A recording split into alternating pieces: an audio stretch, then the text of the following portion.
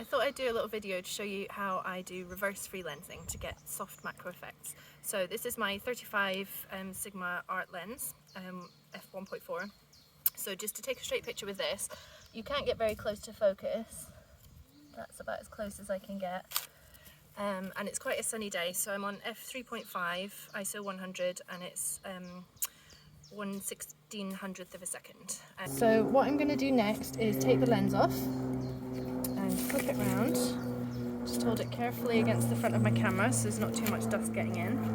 And then I believe with Canon lenses the aperture will stay wherever you had it set, but with Nikon you can see this is the thing that opens and closes your aperture. You might be able to see that, but it won't stay where I put it. So I just hold it with my nail, and you can move it slightly as well. So if I've got it wide open, then I'm going to get really close now. So switch my camera back on and put it on live view.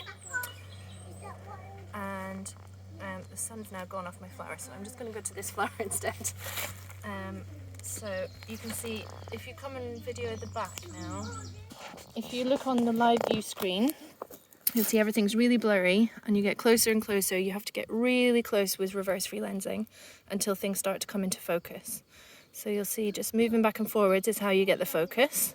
So if I do that, it's a little bit bright, so I'm just going to increase my shutter speed because I've got it wide open, so it's now 2500th of a second.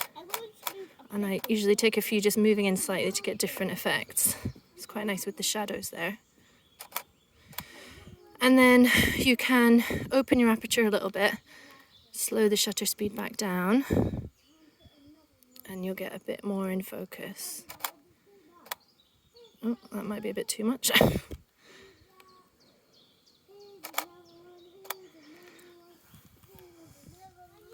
So it's just a case of trial and error.